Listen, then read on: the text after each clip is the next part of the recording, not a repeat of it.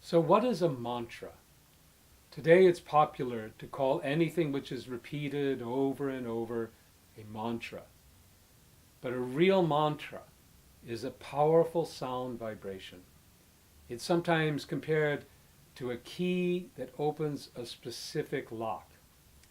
Just like certain wavelengths of sound can transform matter, true mantras transform our consciousness.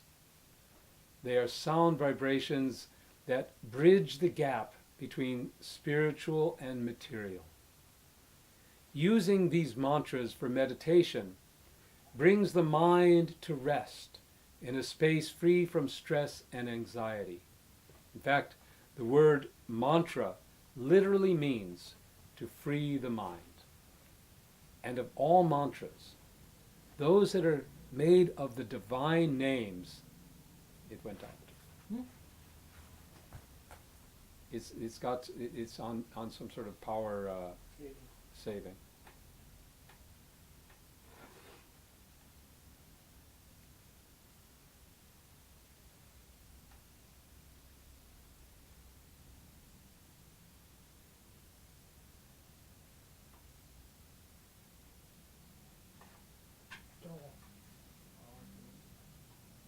So you got to go back to, so what is a mantra?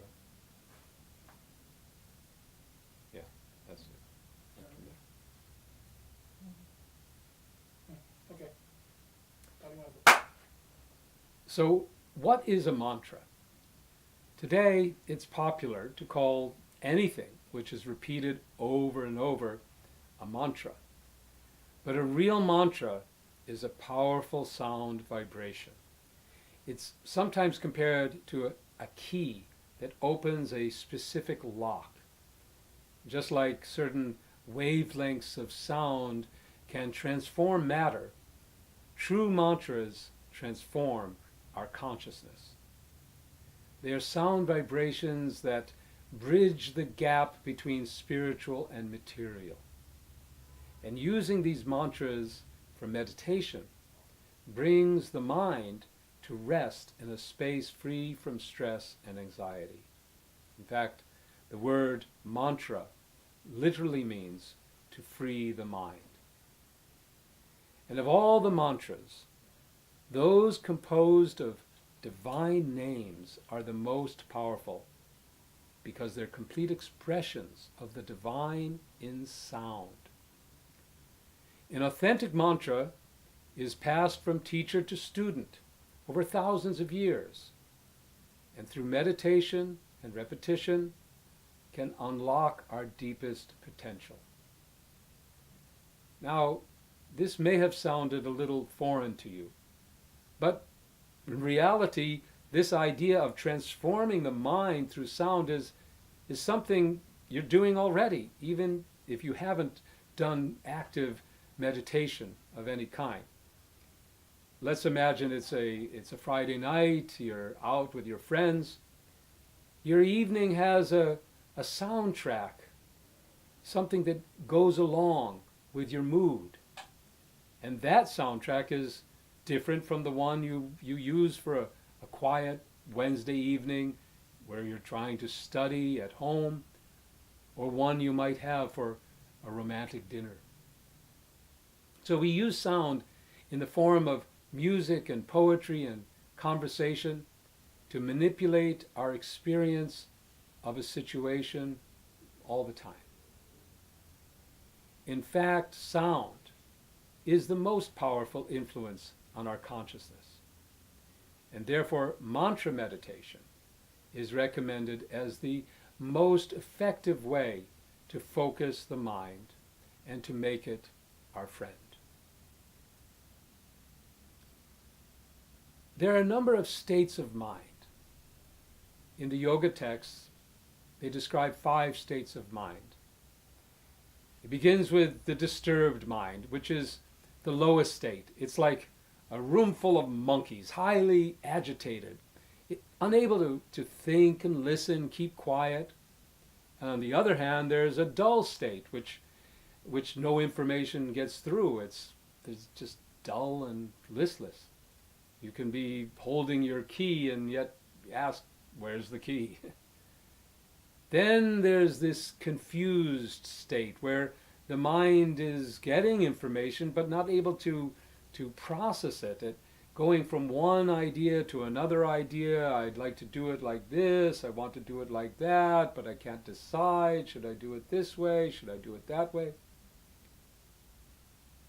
There's then the attentive state. In this state, the mind is relaxed, but it's not sleepy. It's ready to focus, to pay attention.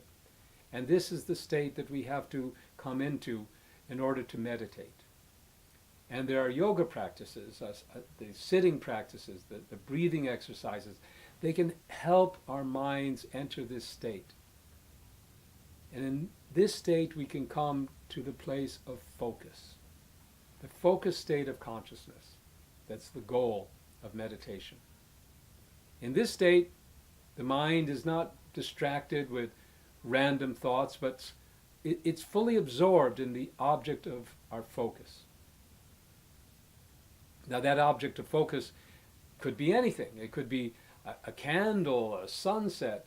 It could be your own breath. But the most effective is the sound of the sacred mantra. The power of the divine mantra is that it is literally God in sound. It's not just an aid to meditation, like listening to relaxing music, but it's an active participant in taming, transforming not only our minds, but our hearts as well. Because it's divine sound, when we meditate on these mantras, we become naturally aligned with our own spiritual nature as parts of the divine. We already have a relationship with the mantra, even if we don't know it yet. Now, if we meditate mechanically, like on our own breathing, that's depending entirely on our own effort and our perseverance. But when we meditate on divine mantra, the mantra itself reciprocates and connects us. It empowers us from the soul of the universe. You could say there's mercy in the mantra.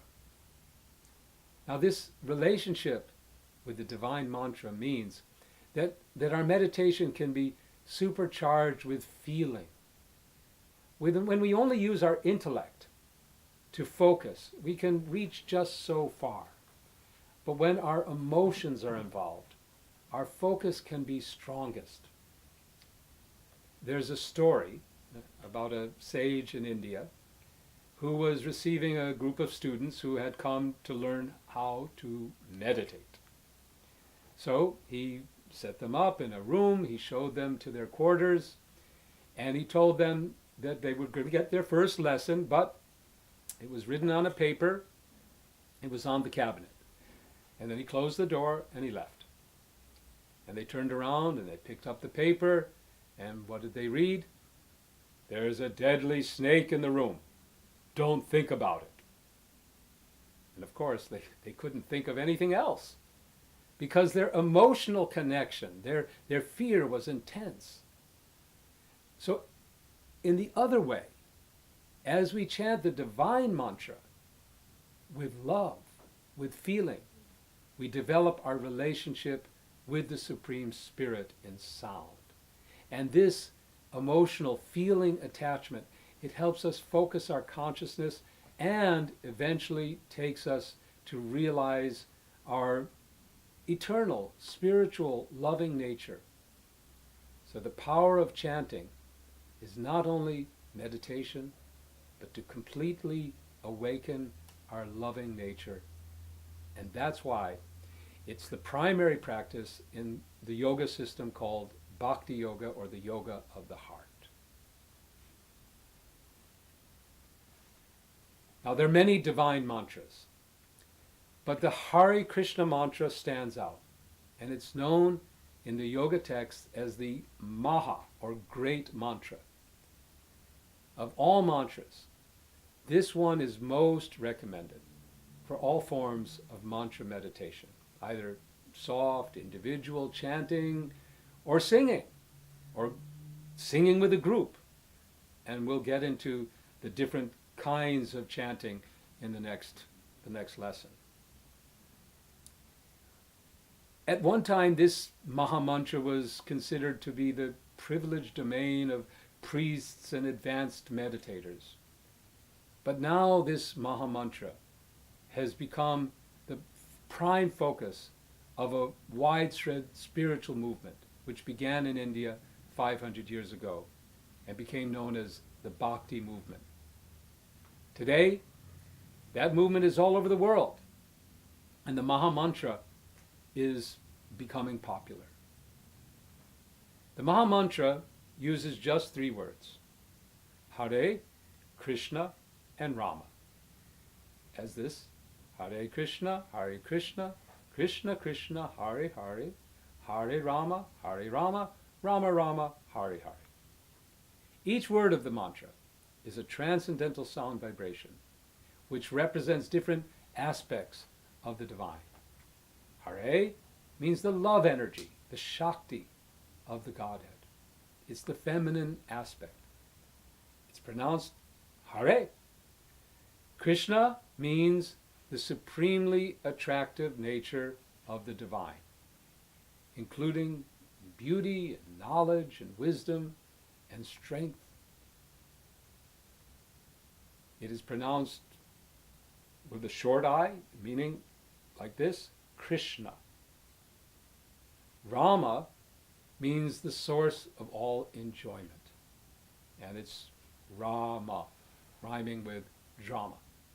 And together they form the most powerful mantra. Yet it's the easiest to use, as there are actually no specific rules for using the Maha Mantra. It can be chanted alone in the form of meditation, which we call japa, or it can be sung with others in musical meditation, which we call kirtan. Or you can just sing it to yourself. You can chant it while you're waiting in a line, or listen to it on your phone, or whenever, wherever. And however you use this mantra